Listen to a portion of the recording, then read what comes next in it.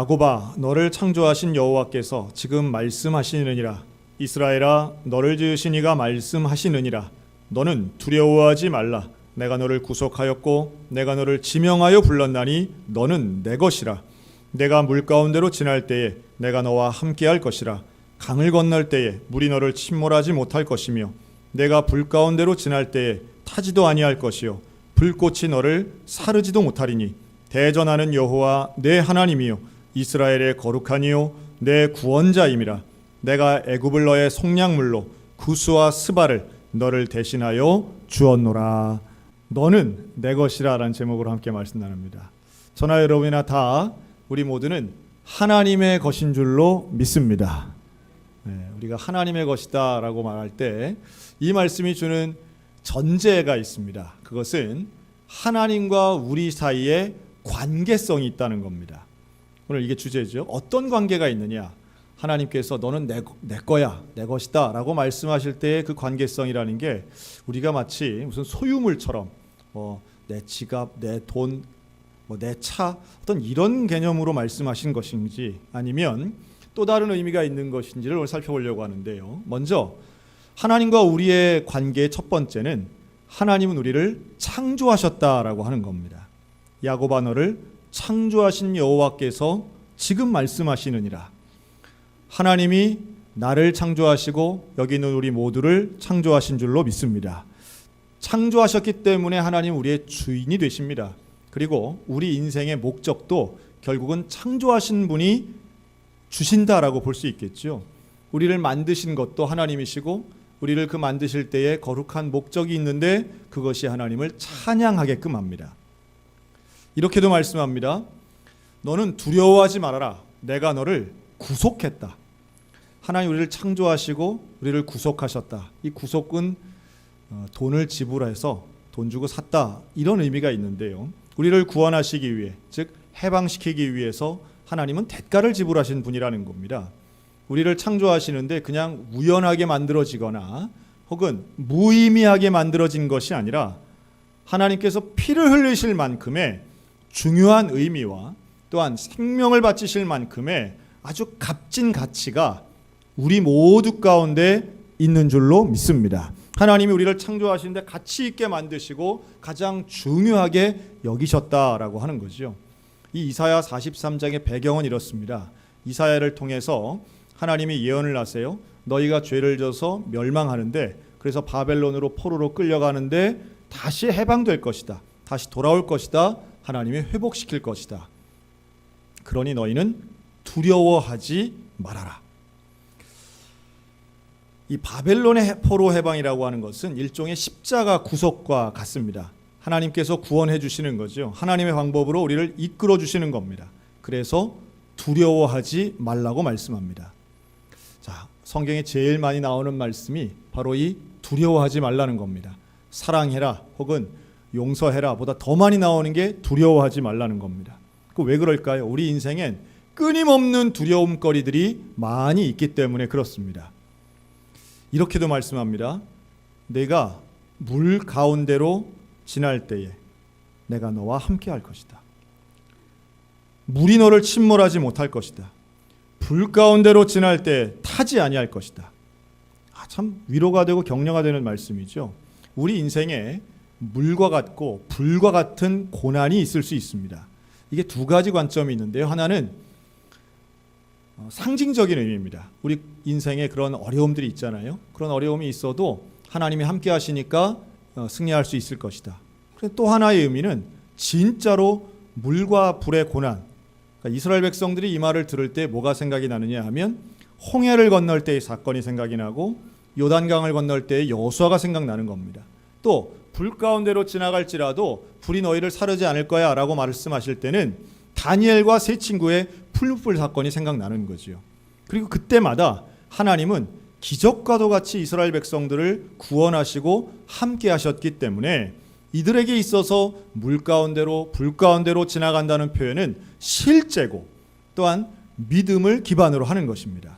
오늘 우리들의 인생에도 이러한 불과 같고 물과 같은 놀라운 엄청난 고난이 온다 할지라도 하나님이 우리에게 약속하시는 바 두려워하지 말라 내가 너희와 함께 할 것이다 라는 말씀이 믿어지는 은혜가 있으시기를 주님의 이름으로 축원합니다. 그리고 이제 4절 3절에 보면 하나님이 역사적인 고난도 말씀하시는데요. 이 이스라엘의 거룩한 구원에 하시는 이가 말씀하시는데 애굽을 너의 속량물로 주고 구스와 스바를 너를 대신하여 주겠다. 여러분, 여기에 이 고난의 종류를 우리가 좀 구별할 필요가 있습니다. 이 고난은 역사적인 고난이 있고요, 또 자연재해도 있고요, 또 개인적인 고난들도 있습니다. 이러한 고난들은 하나같이 공통점은 어마어마하게 크다는 거예요. 눈에 보인다는 거예요. 그런데 피할 수 없고 이게 내 능력으로는 감당이 안 되는 고난들이 온다는 겁니다. 역사적인 고난이 그런 거죠. 그러니까 내가 이 땅에 사는 것만으로도 당하는 고난들이 있습니다. 그러나 하나님은 약속하시는 거죠. 내가 너와 함께 하겠다. 최근에 개봉된 영화 중에 봉오동 전투라는 영화가 있습니다. 혹시 보신 분들 계신지 모르겠습니다. 저는 그 영화를 아직 보질 못했습니다.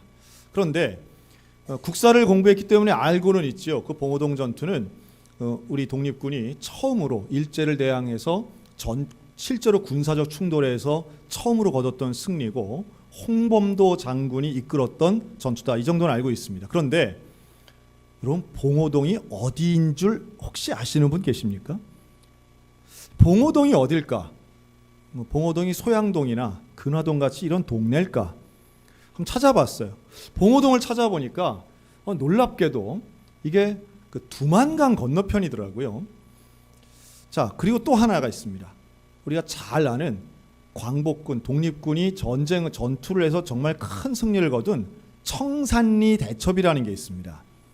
여러분, 거기서 말하는 청산리와 이 봉오동은 멀까요, 가까울까요? 정말 가깝습니다. 지도를 놓고 보면 정말 가깝고요. 이 두 개의 전투가 불과 1년 차이가 나지 않습니다. 그러니까 거의 같은 지역에서 거의 비슷한 시기에 일어났던 거예요. 근데 그러한 사례를 찾아볼 수가 없어요. 오직 그 동네에서만 일어난 거예요. 그 지역을 지금은 중국 영토고 지린성이라고 하는 곳인데요. 여기를 다른 말로 하면, 우리가 좀 많이 들은 말로 하면 만주에 해당되고, 그 만주 중에 더 구체적으로는 북간도라는 지역입니다. 이곳이.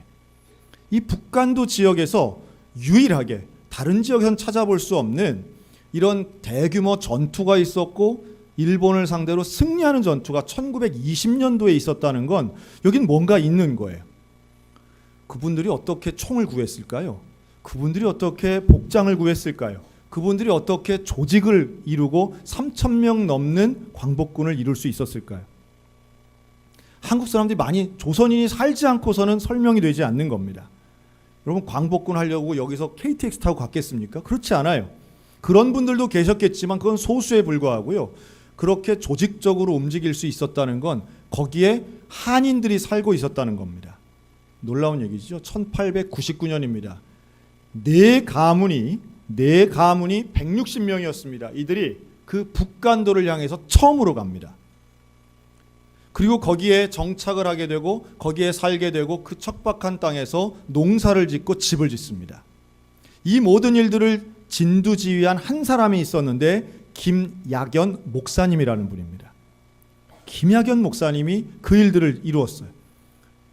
그리고 그 동네에서 누가 태어나느냐? 서시로 유명한 윤동주 시인이 태어나는 겁니다. 그 북간도 그 마을에서. 동명촌이라는 마을입니다. 동명촌은 동쪽을 밝게 한다는 뜻이더라고요. 그런데 이것은 농사를 짓기 이전에 맨 먼저 뭘 지었느냐? 학교부터 짓습니다. 학교를 짓는데 동명학교를 짓고요. 교회를 짓는데 동명교회를 짓습니다. 그리고 그 학교에서 공부한 사람들이 많이 배출이 되기 시작해요. 이 동명학교 학생 6명이 1919년도에 이 3.1운동과 함께 만세운동을 벌입니다. 그때 이 동명학교 학생들이 전부 다 나가서 3월 13일 날 이 만주 땅에서 북간도에서 만세운동을 합니다. 우리 대한민국에서는 3월 1일 날 만세운동이 있었고요. 그로부터 10일 정도 지나서 만세운동을 한 거예요. 이때 일제의 총에 33명이 총에 맞아 죽습니다. 동명학교 학생도 16명이 총에 맞습니다. 여기에 이거 이대로 있으면 안 되겠다. 우리가 정말 하나님 앞에 기도하면서 목숨 걸고 독립운동을 하자. 이래서 동명학교 학생 6명이 뭘 하느냐 하면 일제에 철도 자금을 가지고 가는 일본 경찰을 습격해서 돈 15만 원을 탈취합니다. 이게 15만 원 탈취 사건이에요. 그 15만 원 하면 얼마 안 되는 것 같지만 이게 오늘날의 돈으로 하면 100억 원 정도 되는 돈을 합니다. 어마어마하게 큰 거죠. 총 한 자루가 10원 하던 시절이랍니다. 15만 원을 탈취한 거예요. 그리고 이것이 바로 이 봉오동 전투와 청산리 대첩의 이 독립군을 무장시키는 데 쓰이는 자금으로 사용이 됩니다. 놀랍지요. 6명의 젊은 20대 청년들이 그 습격했던 사건이 이런 위대한 전투의 시작점이 됐다는 거예요.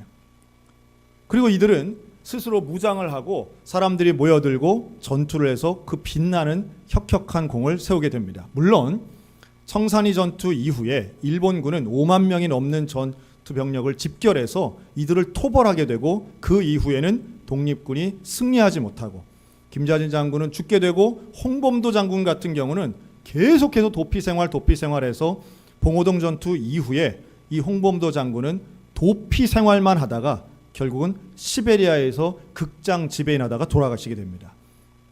슬픈 역사죠. 그런데 이들에게 있어서의 정말 희망과 소망은 뭐였느냐? 그들이 갖고 있고 품고 있고 놓치지 않았던 것은 결국 하나님께서 우리들의 이 투쟁과 이 역사를 이끌어 가신다라고 하는 소망이었습니다. 절대로 이길 수 없을 것 같았던 일본, 러시아, 중국 틈바구니에서 북간도에서는 교회를 세우고 십자가를 세우고 하나님 앞에 기도했던 그분들, 지금은 이 동명촌이 거의 없어졌습니다. 그런데요, 지금도 가보면 동명촌에는 기와집 그 문양에 태극기와 십자가가 함께 있습니다. 그리고 이제는 역사를 찾는 과정 속에 많은 분들이 그곳에 가서 그 북간도 지역에 있는 그 동명촌 지역을 보게 되고 발견하게 되고 이제는 발굴하게 되고 박물관을 세우고 전시센터를 만들게 되지요. 북간도 지역에 그런 분들이 참 많더라고요. 그곳뿐만 아니라 여러 곳에 신한촌이 있고요. 한국 사람들이 모이는 고려인 거리가 있고요. 그래서 그 만주로 많이들 갔던 겁니다. 말씀드리고 싶은 것은 역사적인 고난은 크고 어렵습니다. 하지만 하나님께서 우리에게 약속하시는 바 하나님을 붙잡고 주님의 약속을 붙잡는 그 사람에게, 그 민족의 그 나라에게 하나님은 결단코 멸망의 역사가 아닌 회복의 역사를 주시게 되는 줄로 믿으시기 바랍니다.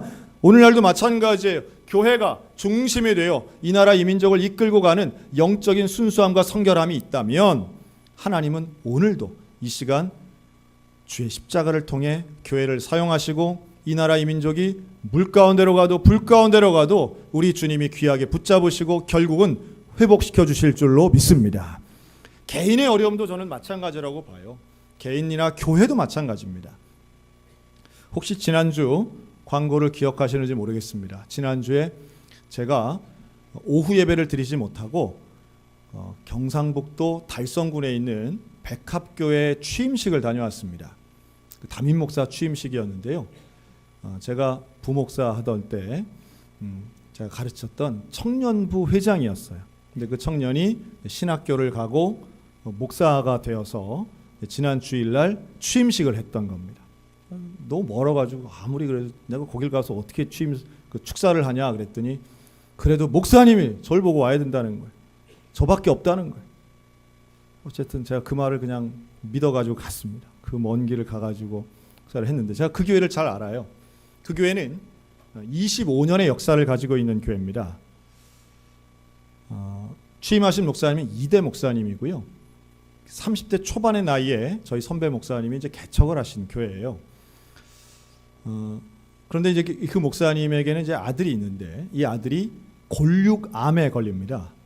그래서 이 다리에 골육암이 생겨가지고 그 암을 위해서 전국에 있는 많은 분들이 이 성금을 보내주셔서 그 돈을 가지고 건축을 한 예배당을 건축한 그런 교회입니다. 처음에 입원했을 때 초등학교 저학년이었는데요. 그 아이가 입원해서 치료를 받을 때 병실 안에 있던 16명의 어린이들 중에 지금까지 유일하게 살아남아 있는 사람이 되고요. 그 종현이를 위해서 많이들 기도했었죠. 저도 그랬고 많이 헌금했습니다. 그래서 10번 넘는 큰 수술을 받았지만 지금도 건강하게 이제 대학교 졸업반에 있습니다. 근데 문제는 뭐냐면 그 과정을 겪으면서 이 목사님이 또 병이 나신 거예요. 그래서 이제 근육이 수축되는 유전 질환을 앓으시면서 결국은 언어 소통이 안 되고 보행도 힘들어지고 이렇게 서 있을 수도 없는 정도의 건강이 약화되셨습니다. 이제 그래서 할 수 없이 이제 그 목사님이 목회를 그만두시고 사임하게 되셨어요. 참 안타까운 얘기죠. 그러면서 이제 이번 새로운 목사님으로 이제 취임하시게 된 겁니다.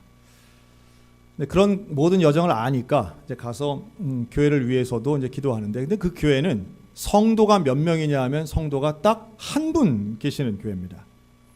딱 한 명. 건물은 2층으로 되어 있는 건물인데요. 1층은 이 지역 아동센터를 수년간 하다가 최근 한 7, 8년 동안은 거의 폐쇄되어 있는, 그리고 2층은 본당인데 성도 한 분 있는 교회니까 뭐 그렇게 크진 않습니다. 그런데 이 한 분 있는 거예요. 근데 이 한 분이 어떤 경험을 했느냐 하면, 바로 목사님이 편찮으시고 목사님 아들이 아픈 것도 지켜보면서 혼자 신앙생활 하신 거예요. 그리고 몇 명 더 있었지만 다 떠나가는 과정 속에도 교회를 지키신 거예요. 또 목사님이 올해 초에 사임을 하셨기 때문에 수개월 동안 목사님이 없는 가운데 혼자 수요일도 주일도 그 예배당을 지켰던 겁니다. 자, 그런데 그 예배당에는 성도가 없고 뭐 이런저런 사정 때문에 빚이 생기게 됐습니다. 빚이, 그 건물을 담보 잡혀서 1억 원의 빚이 있었습니다. 한 매달마다 40만 원의 이자가 나가야 되는데 그 이자를 이 집사님이 혼자 감당하고 계셨어요. 이윤자 집사님이란 분입니다. 제가 이 이야기를 새벽 예배 때 한번 전했고요. 지난 권사회 연합수련회 때 한번 소개했습니다. 제가 이 이야기를 하는 이유가 또 하나 있습니다. 근데 그 집사님이 그렇게 수개월 동안 혼자 신앙생활을 하신 거죠. 그날 취임식 때 많은 분들이 오셨습니다. 축하하는 그 자리에 제가 그런 질문을 했습니다. 이 자리에 많은 분들이 계시지만 이분들은 또 취임식 끝나면 다 사라질 분들이에요. 아무도 몰랐어요. 그 집사님 이름도 몰라요. 그런데 저는 확신합니다. 저도 그날 처음 뵌 거죠. 누군가는 떠나가는 사람도 있지만 누군가는 왜 이 자리에 있는가? 여기 말고 교회 많은데 왜 이렇게 혼자 미련스럽게 이 자리에 있는가? 하나님은 아시고 하나님은 칭찬하실 뿐만 아니라 사실 그 교회는 폐쇄될 교회였습니다. 왜냐하면 그 이자 감당이 어려웠기 때문에 지방의 내에서는 차라리 교회를 매각하고 빚 없게 그냥 청산하는 것이 낫지 않겠느냐라는 것이 대세였는데, 그 집사님 한 명 때문에 교회는 없어지지 않았고 새로 목사님이 취임할 수 있었던 거예요. 대단함에 분명합니다. 그리고 제가 축사할 때 그랬습니다. 분명히 이 교회에 하나님이 큰 위로를 더해 주실 거라고 제가 축사했습니다. 그런데요, 자, 여기까지가 여러분들에게 전해드린 스토리였습니다. 그런데 엊그저께 전화가 한 통 왔어요. 취임하신 목사님이에요. 목사님, 교회에 불이 났습니다.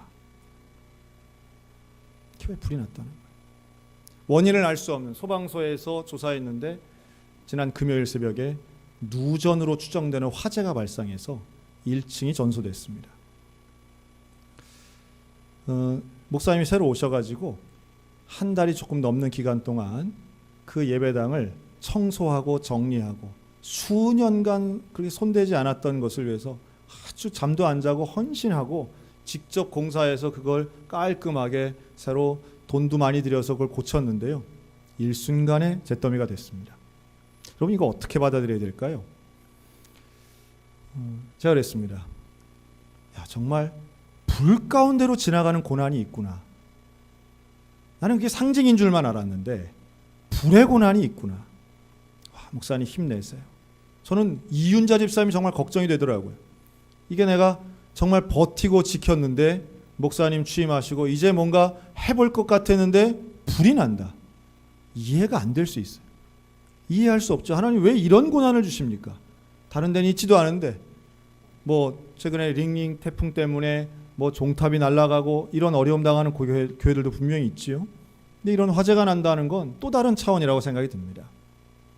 그래서 제가 기도하면서 목사님한테 그랬습니다. 우리 하나님 믿는 사람들 다시 한번 힘냅시다. 하나님의 인도하심은 결코 멸망으로 죽음으로 모는 분이 아니다. 제가 이 이야기를 좀 소개하는 이유가 있습니다. 우리는 뭔가 간증은, 뭔가 설교는 좋은 결과가 있고 발전하는 게 있고 그래야만 소개해야 된다는 강박이 있습니다. 그렇죠? 그렇게 혼자 버텼더니 부흥이 되더라. 뭐 이런 거면은 얼마나 속이 시원하고 듣기에 좋겠어요. 그런데 저는 실제적인 고난은 하나님이 오늘 말씀하신 것과 똑같다고 봅니다. 우리는 불의 고난, 물의 고난을 지나가는 사람들이라는 거예요.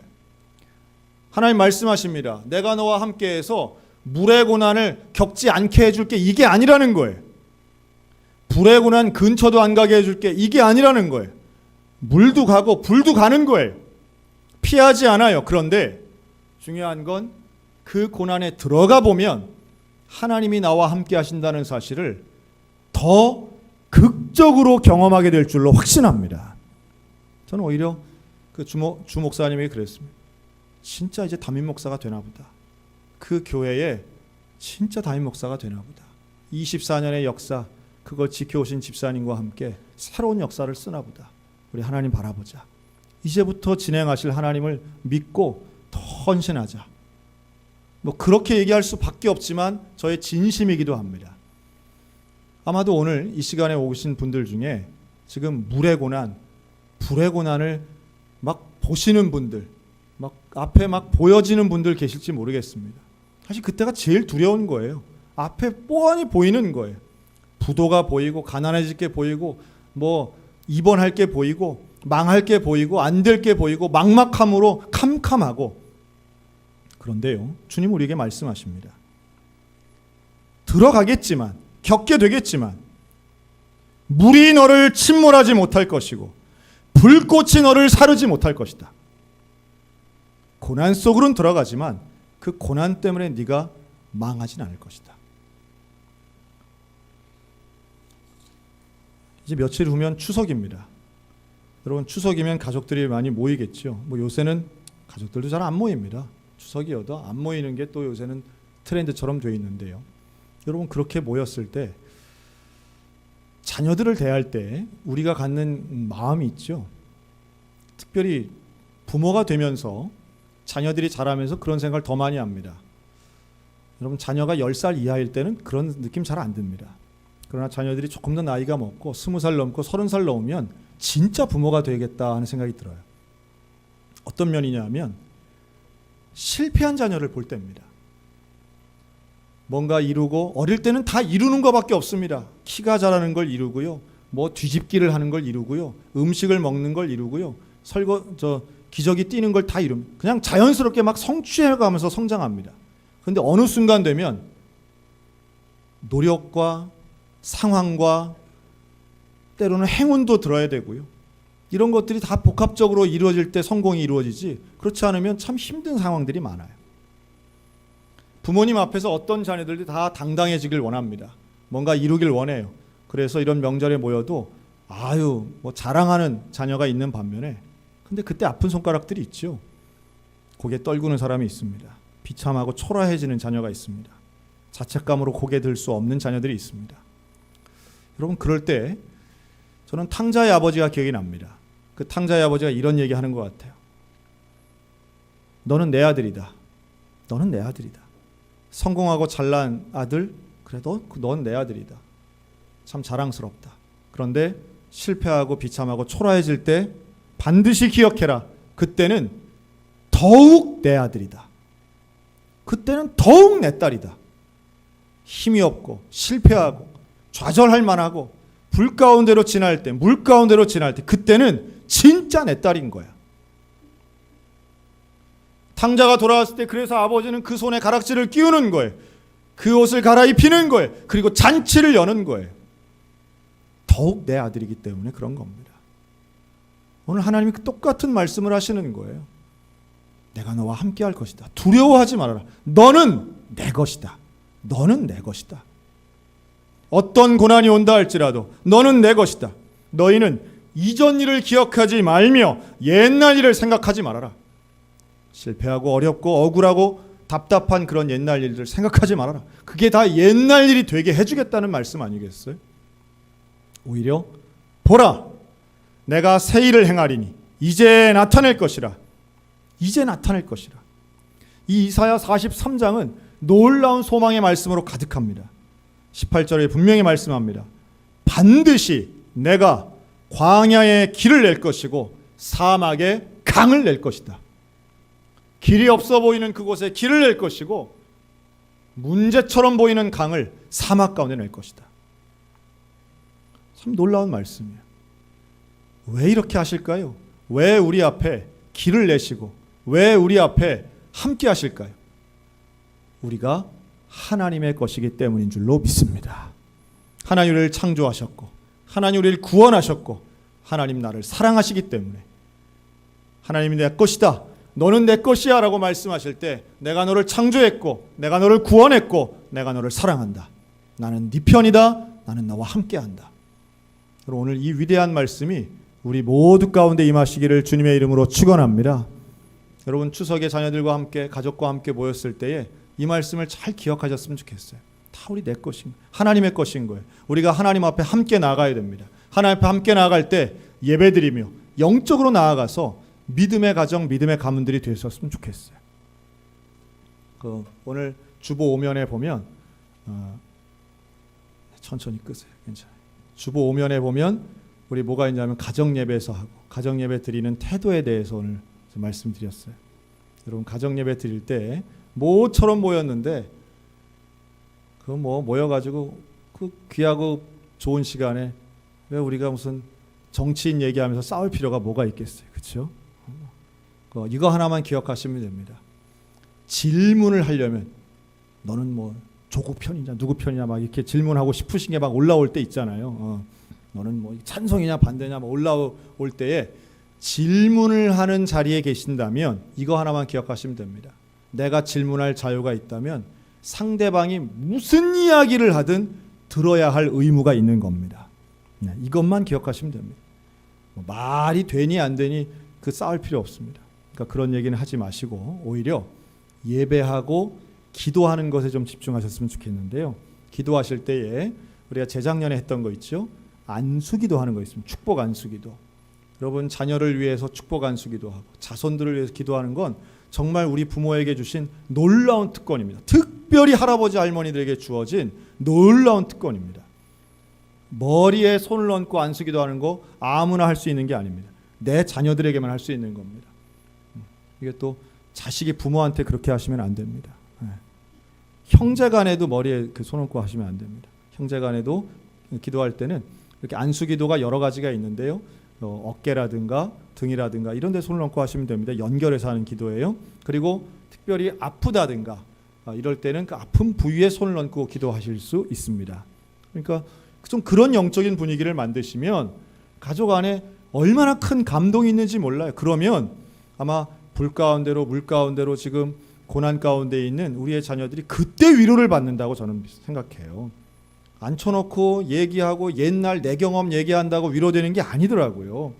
야 나는야 뭐 굶으면서 공부했어 뭐 이런 얘기 있잖아요. 나는 뭐 연탄불 갈면서 공부해도 너보다 잘했어 뭐 이런 얘기는 위로가 안 돼요. 그런 얘기는 격려가 되지 않아요.